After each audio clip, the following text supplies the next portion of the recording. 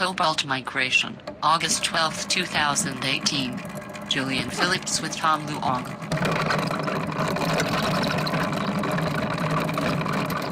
All rights reserved, 2018. The COBALT migration is a new science fiction serialized adventure.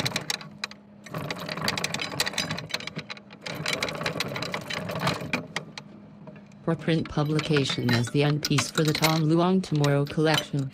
2 new science fiction novels from co-writers Tom Luong and Julian Phillips are available now on Amazon.com.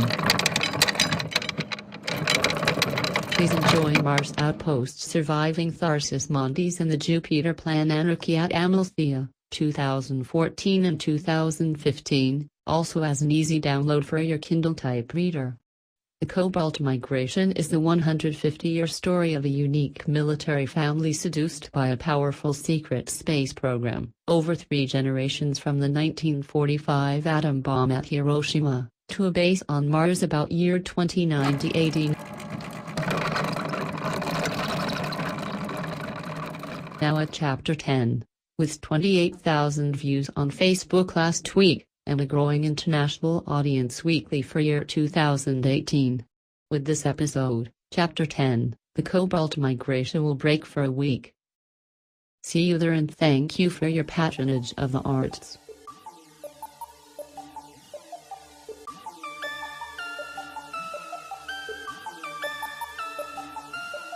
Chapter 10. Charles Lincoln had but one goal: on another morning, another day dawning all around. 1985 was then, and then was year 1985, as he had traveled to California, for assignment to an unidentified Air Force base near Mount Shasta. And you're 35 years old. If you are then, Charles Lincoln Corso, a recently certified Airman First Class. And 1985 was the year and the place was an unidentified Air Force base in Northern California. And the man was a man who could legitimately dispute his own claim to be entirely human, at least in the eyes of his superior officers in the military, that being the United States Air Force. Supposedly. Charlie had acquired a University of Colorado degree in astrophysics and aeronautics. It was not easy. The Air Force Academy Officer Training School staff called Charlie a pilot candidate with the right stuff, but alas, for the wrong job.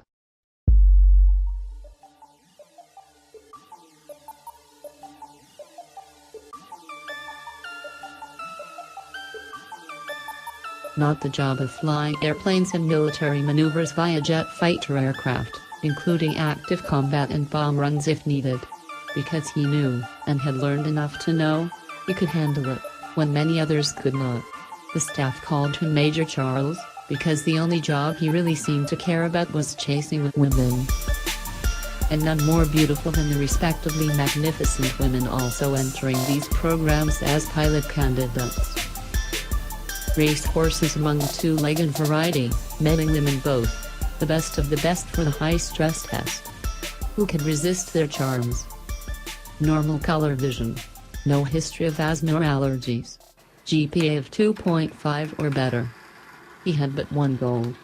Ultimately, within about 5 minutes, he found another, and then another, yet with no choices such as cell phones, computers, internet, drones, Human Genome Project pharmaceuticals, electric-only cars, robot cars, Mars exploration, space tourism, and 1,000 other astonishing high-technology advances.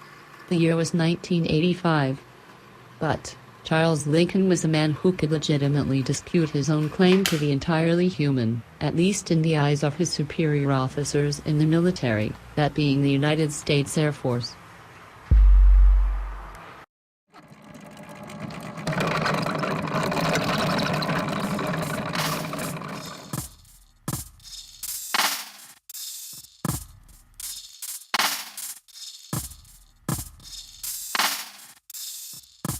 Supposedly. A human bone, a human leg. An arm, a smile, a belly, an elbow, a knife for this and that.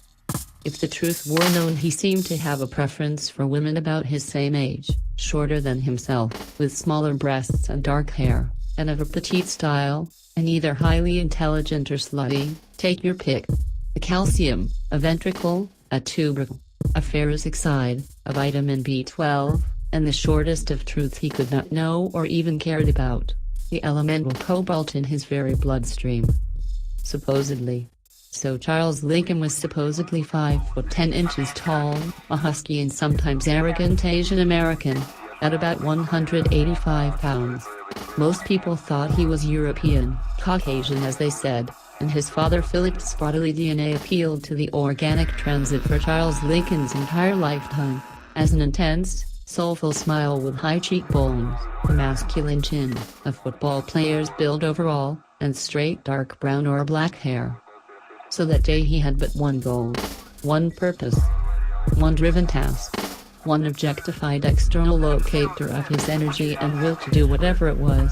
That was his one single driving passion and laser beam focus, for that day, which had dawned bright and beautiful as any other, the year being 1985. The wrong job, the wrong stuff. No stuff at all. So he let that intense passion pass, which passed on to a passion to have a beer and some pizza, so he could just chat an instant with the gorgeous-looking female African-American pilot candidate, standing by the entrance of the base check-in. Statuesque. Charles was hypnotized.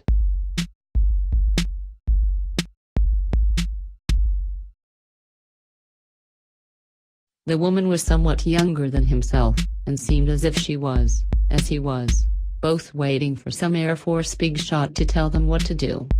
The pilot school, the medical certifications, the endless training and updated technology requirements, the education, the willingness. Yeah, that was her. She's the one. She had the right stuff. He stopped nearby, at the same admissions checkpoint gate, leading into the base.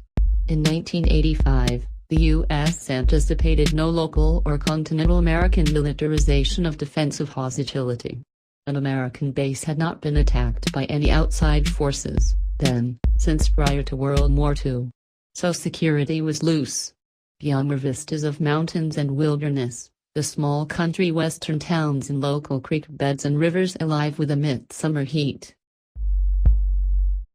Hey there. I'm Charles. What division are you with? Room, but I forgot your name. Are you waiting for the shuttle? She smiled. Her eyes flashed delightfully. My name is Cindy Mays. I'm with Specialist Division. Nice out today, isn't it? Pleased to meet you, he answered. I'm Charlie Corso, Airman First Class. Nice to meet you, Mr. Corso. The checkpoint was busy enough, with trucks and cars moving about, but not in a hurry. It was too beautiful a day to ignore the blue sky and oak trees, the white streaks over green hills and brown, the turning road beyond, the small towns. It must have been about 2 miles square, with an airstrip of course and offices and roads. But the base here was newer and smaller than others Charles had been stationed at.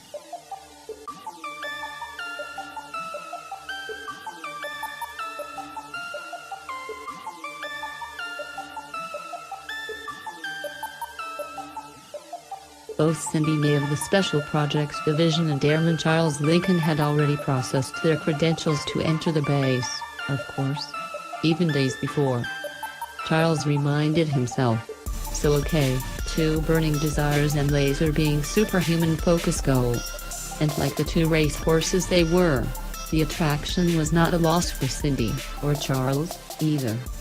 In fact, it was among the rules regulations, they all knew well enough to avoid romance with other pilot candidates. So instead, Charles tried to recall the memory of his own appointment that day, for himself only. Oh, now I remember. Air Force Special Projects Commander James Anderson, Lieutenant Colonel. 11 a.m. Mount Shasta Air Force Base, Redding, California. August 20th, 1985. He said aloud. Charles was not familiar at all with the Mount Shasta Air Force facility. He checked the time. It was 30 minutes past the 9th hour of the morning, so he had 90 minutes to reach his schedule for duty, to meet with Commander Anderson. A service shuttle was supposed to meet him and ride him out to wherever they had hidden the commander away at. Other than that, Charles did not know the commander's office location. He also did not know what the meeting was really about, at least not specifically. He assumed he was going to discuss reassignment with the commander, because he had been told he was to be relocated for duty elsewhere. Such as on the planet Venus, or on the planet Mars or Ganymede, one of the moons of Jupiter, or the U.S. Air Force Base in Rheinstadt, East Germany. Charles huffed and held his chin, gazing over a local newspaper he found by a bench where he waited with Cindy May, who was reading a beauty magazine. Why not just move on to another intense goal and purpose? That will work, he asked himself again. Pizza and beer may have to wait.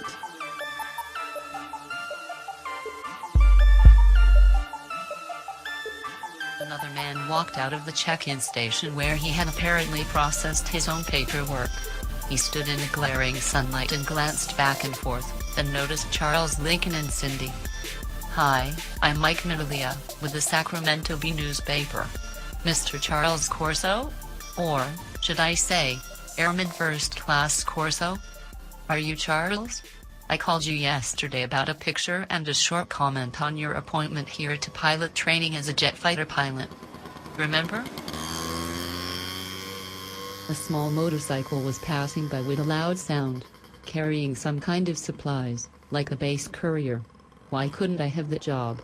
Charles Lincoln was thinking. Then he remembered he had approved of the Sacramento Bee reporter to get a picture and a quote on his appointment as a pilot. Mike Mignola was older than Charles by 10 years, and had worked all of those years as a news desk reporter for the Bee in California's state capital, Sacramento. It was a large municipal daily newspaper, respected at that time, with about 1 million readers per week. Charles' duty assignment, and Cindy May's as well, or any of the locally stationed soldiers at the nearby bases, were routinely featured in the pages on the local media, on radio news, or in the smaller large newspapers. "Oh, yes, hello Mr. Mignolia. Yes, I remember now. Thank you. I have about 20 minutes until my meeting. This is my friend Cindy May, with Special Programs Division." Mignolia was also hypnotized by the statuesque African-American pilot candidate, Cindy. Her feminine features only further excited the image of this Black Hawk helicopter or Blackbird supersonic jet. "Pleased to meet you," he said, taking her hand politely. "Are you meeting with Commander Anderson, Charles? I only ask because my meeting is in 20 minutes as well and we're both waiting for the same shuttle. You know, Commander James Anderson, from the Pentagon in Washington?" Mignolia started taking photographs. His camera was a 35mm black and white celluloid. The pictures he captured would be ready to print on the streets to 100,000 readers of the Sacramento Bee by nightfall that same day.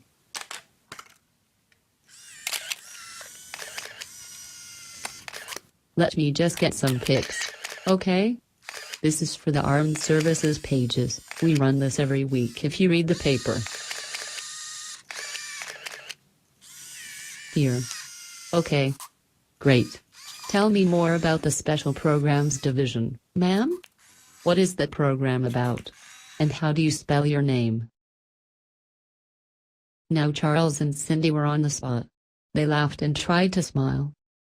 "Yes, that's me too," Sherry answered her. "Commander James Anderson, Special Projects. 11 a.m. We can go together, I suppose." Other service men came and went around them, all busy on their errands and purposes there at the busy base. It was not wartime. But there was a sense of something going on, people and machines. The Sacramento Bee reporter worked fast, knowing he would only wear out his welcome within the first 15 minutes, mostly by asking dumb or insensitive questions that made him look not only ignorant, but un-American in a way. "So do you get a lot of racial prejudice or bias as both a woman and African American?" Miss May? So is it true, Captain Corso, that your father is the famous World War II Pacific Theater Air Force commander, who dropped the bomb at Hiroshima? What does a jet fighter pilot do if he or she must pass body fluids or stool, during battle? Do they have a special pants or diapers or something?